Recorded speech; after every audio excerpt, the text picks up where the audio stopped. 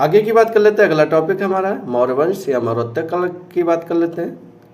इससे देखते हैं किस प्रकार के क्वेश्चन पूछे जाते हैं।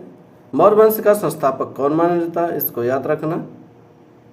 चंद्रगुप्त मौर्य माना जाता है मौर्य वंश का संस्थापक। मौर्य वंश का संस्थापक चंद्रगुप्त मौर्य है। इन्होंने अपने सलाहकार आचार्य चाणक्य यानी कौटिल्य दूसरा नाम था और विष्णुगुप्त भी कह सकते हैं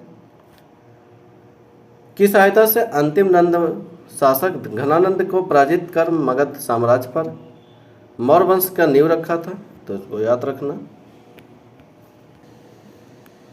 आगे बात कर लेते हैं। रुद्रदामन के गिरनार शिलालेख में सुदर्शन झील का उल्लेख जिसका निर्माण किस मौर्य शासक के शासनकाल में हुआ था, तो इसको याद रख।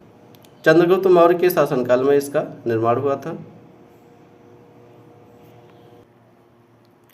आइए अगले टॉपिक की बात करते हैं। अगला टॉपिक हमारा क्या है, मौर्य वंश या मौर्योत्तर काल के बारे में बात करते हैं। यहाँ से किस प्रकार के क्वेश्चन पूछे जाते हैं, आइए उसको डिस्कस करते हैं।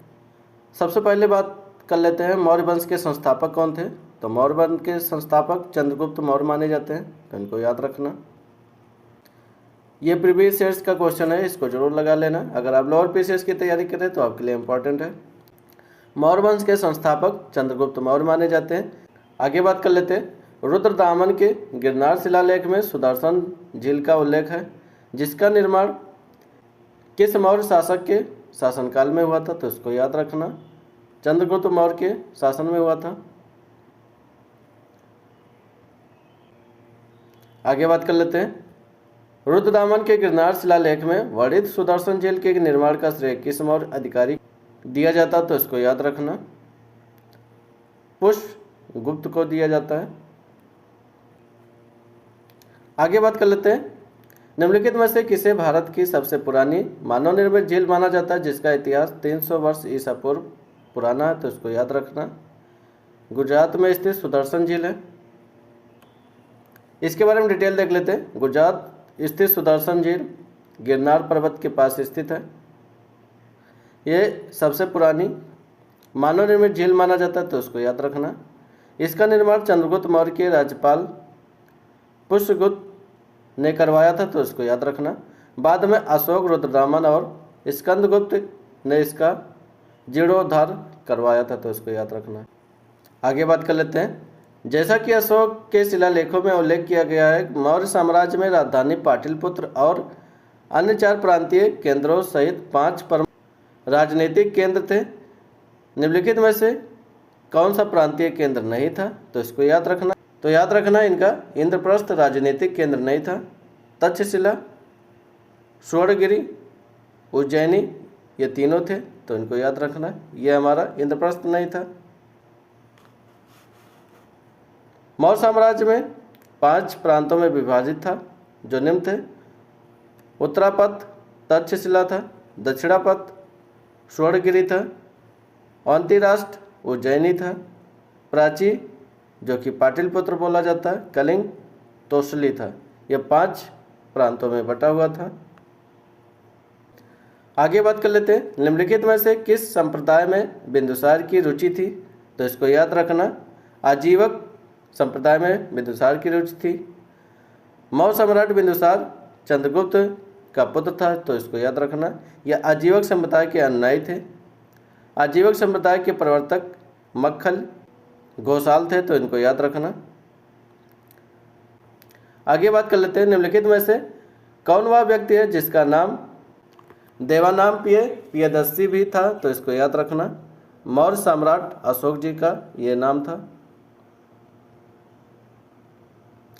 मौर्य सम्राट अशोक को देवानामप्रिय प्रियदर्शी भी कहा जाता है। यह बौद्ध धर्म के सबसे प्रतापी राजा थे, तो इनको याद रखना। प्रियदर्शी एवं बुद्ध शाक्य इनके अन्य नाम थे। इनके राज्याभिषेक की बात करेंगे तो 269 ईसा पूर्व में हुआ था, तो इसको याद रखना। आगे बात कर लेते हैं। राजा कनिष्क के शासनकाल के दौरान दरबारी चिकित्सक का नाम बताइए, तो चरक था, तो इसको याद रखना। चरक कुषाण राजा कनिष्क के दरबारी चिकित्सक थे। वह आयुर्वेद के प्रख्यात विद्वान तथा कनिष्क के राजवैद्य भी कहलाते थे, तो इनको याद रखना। चरक का कृत की बात करेंगे तो चरक संहिता है। औषधि शास्त्र के ऊपर प्राचीनतम रचना है, तो इसको याद रखना, चरक संहिता औषधि के ऊपर ये प्राचीनतम रचना। आगे बात कर लेते हैं, कनिष्क की राज्यसभा में बात करेंगे नागार्जुन, वसुमित्र आदि विद्वान निवास करते थे। आगे बात कर लेते हैं, नगर पालिका प्रशासक की एक विस्तृत प्रणाली की स्थापना के लिए निम्नलिखित में से सबसे प्रसिद्ध राजा का नाम बताइए। तो चंद्रगुप्त मौर्य थे यह सबसे प्रसिद्ध राजा। मौर्य काल में नगर पालिका प्रशासन की विस्तृत प्रणाली की स्थापना का श्रेय चंद्रगुप्त मौर्य को दिया जाता है। नगर शासन के लिए एक सभा होती थी जिसका प्रमुख नागरक अथवा प्रमुख होता था। मेगास्थनीज ने पाटलिपुत्र के नगर परिषद की 5-5 सदस्यों वाली 6 समितियां का उल्लेख किया है, तो उसको याद रखना। अब हम बात कर लेते हैं 6 समितियां कौन थी। प्रथम समिति की बात करेंगे, औद्योगिक कलाओं तथा कारीगरों का निरीक्षण करती थी। द्वितीय समिति विदेशी यात्रियों का भोजन, निवास और चिकित्सक का प्रबंधन करती थी। तृतीय समिति उसका था जनगणना का हिसाब रखती थी। और चतुर्थ समिति क्या करती थी, नगर के व्यापार वाणिज्य की देखरेख करती थी। पांचवी समिति का काम क्या था, उद्योग समिति थी जो वस्तुओं में मिलावट को रोकती थी। और छठी समिति का काम क्या था, कर समिति थी जिसका काम क्रय विक्रय के वस्तुओं पर कर वसूलना था। आगे बात कर लेते हैं, कनिष्क के शासनकाल के दौरान निम्नलिखित में से कौन सी बौद्ध संगीति का आयोजन किया गया था, तो इसको याद रखना। चौथी बौद्ध संगीति का आयोजन किया था कनिष्क के शासनकाल में। कनिष्क के शासनकाल के दौरान कश्मीर के कुंडल वन में इसका आयोजन हुआ था।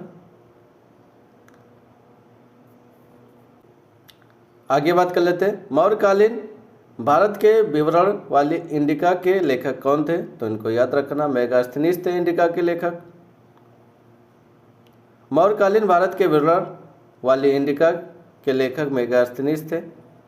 इस पुस्तक में चंद्रगुप्त मौर्य के शासन के प्रशासन के बारे में उल्लेख किया गया, तो इसको याद रखना।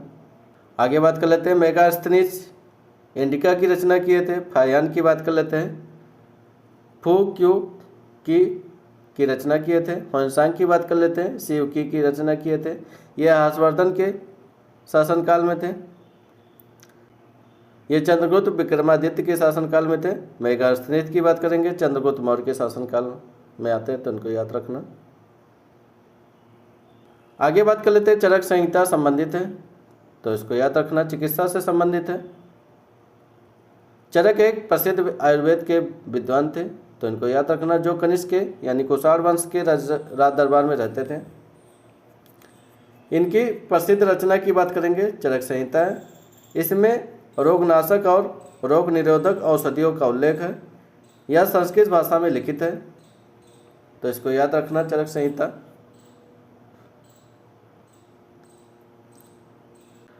आगे बात कर लेते हैं, अगला क्वेश्चन हमारा क्या है, मौर्य अर्थव्यवस्था मुख्य रूप से किस पर निर्भर था। फिलिंग द ब्लैंक आपको भरना है, तो आपको याद रखना कृषि अर्थव्यवस्था पर निर्भर था मौर्य अर्थव्यवस्था, तो इसको याद रखना, पूछा जा सकता है। डिटेल देख लेते हैं। इस काल में अगर बात कर लेते हैं, मौर्य काल में न केवल कृषि उत्पादन में वृद्धि हुई बल्कि उद्योग, पशुपालन, व्यवसायन, खनिज उत्खनन एवं व्यापार में प्रगति हुई, तो इसको याद रखना। अर्थव्यवस्था का आधार कृषि था। धीरे धीरे व्यापार का महत्व बढ़ने लगा था। अर्थव्यवस्था में नई भूमि पर कृषि को प्रोत्साहन देने की बात की गई।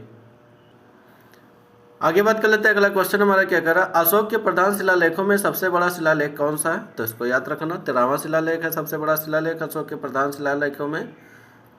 अशोक के प्रधान शिलालेखों में 13वां शिलालेख सबसे बड़ा शिलालेख है, जिसमें अशोक के शासन के 8वें वर्ष होने वाले कलिंग युद्ध का वर्णन किया गया, तो इसको याद रखना।